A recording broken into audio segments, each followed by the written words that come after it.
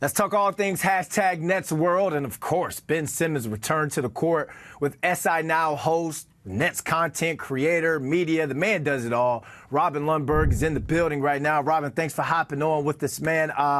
Benjamin David Simmons returned to the court last night. 10, 8, and 11, nothing too flashy, but it looks like this team is in better hands when he's on the court. What do you think about the game, the win last night, and Ben Simmons' return? Ben Simmons was dominant. I mean, it was more than, not flashy. I mean, I think you put the stats out there. That was in 18 minutes. Yep. I think he was out on the floor for. So you extrapolate that over a full game, and you're talking 36 minutes. If he plays 36 minutes, that's 20 points, 16 rebounds, and 22 assists. He was a monster out there, and he's a physical presence and difference maker for the team because he's just a level up in talent. The problem with Ben is he's been more of a hypothetical player than a real player. Like in the past, the difference between Ben this year and last year, for instance, is when he's actually been on the floor this year, he's been effective. Last year, he was not a very good player even when he was on the floor. This year, he looks back to being the Sixers Ben that we saw, but the problem remains, is he going to be able to stay on the floor? He's had that back injury, which has really kept him out the better part of 2 seasons now.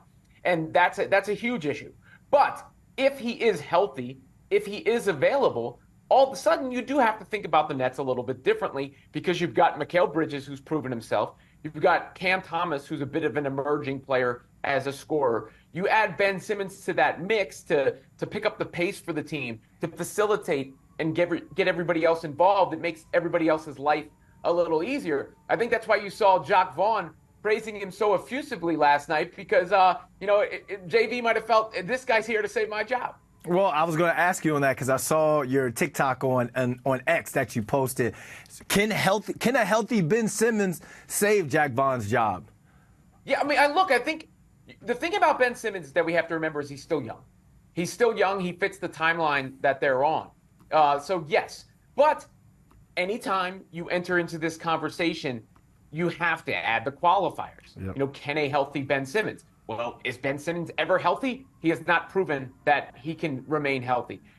If is the operative word. It's the big word with Big Ben here because Ben Simmons it makes a lot of money and hasn't played a lot of games. And, it's fair if you're a Nets fan to hope for the best with Ben.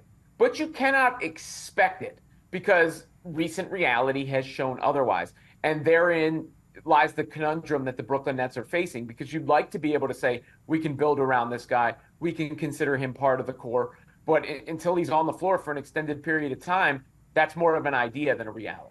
Yeah, Jacques Vaughn's mortgage is determined on if this guy can stay healthy, stay on the court. And like you said, he was dominant, man. He looked like the old Ben Simmons. It was like as a former professional athlete, it was great seeing him out there. It was great seeing him smile and just play the game that he loves. We're talking 147 to 114 to the Jazz.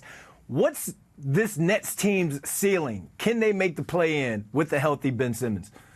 Yeah, the play-in for sure. I mean, they went into too long a skid where it's hard to expect them to actually make the playoffs just because they're so far back. Yep. But competing with teams like the Atlanta Hawks for the play-in, absolutely. In fact, at the beginning of the season, they looked like a good team. And Cam Johnson's a guy who could benefit from Ben Simmons being back. Bridges has been asked to do too much. He'll obviously benefit from Ben Simmons being back. It remains to be seen whether Claxton and Simmons can play together on the floor. I think Cam Thomas is another guy who can benefit from Ben because he can set him up and put him in position to succeed. With Ben on the floor, I think this would have been, let's say you get the Ben Simmons you had last night and the Nets had him over the full 82.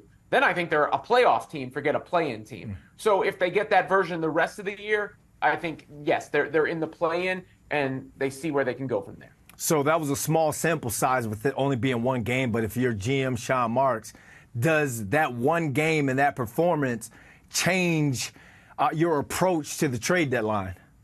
I think that the Nets are still wise and prudent given the position they're in to be sellers with their pieces on the margin. With the Dorian Finney-Smiths, the Royce O'Neals, the Spencer Dinwiddies of the world. The guys that they can trade and maybe get some draft capital for, but are not going to, blow people away in the headlines. And then you still have to be aggressive to add to your core because you can't count on Ben Simmons.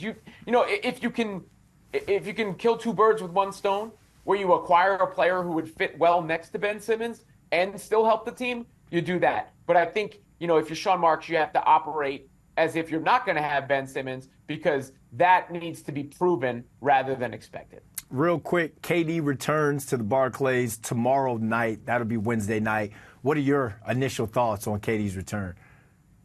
I mean, it's tough.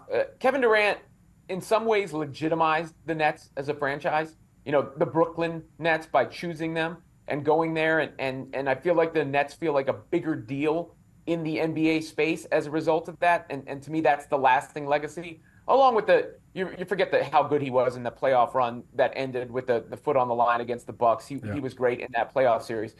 But that whole era is always going to be remembered as a failure, given the way it fell apart, given what happened with Harden, given what happened with Kyrie.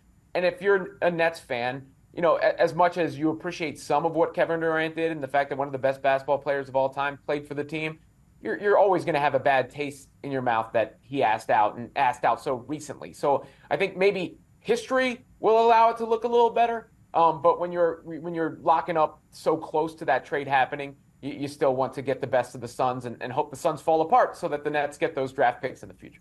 Time heals, I guess, wounds and all. I had something in my eye. I wouldn't even. I messed that up. But yeah, the man say he doesn't even want a tribute video, so he just wants to get on the court and get straight to the action. Robin, tell the people where they can find you. Yeah, I just launched a brand new YouTube show, the Robin Lundberg channel on YouTube. So make sure you check that out. And if you follow me on Twitter at Robin Lundberg, you can find the links to all my social medias, everything like that. All right, man. Thanks for hopping on with us. You got it.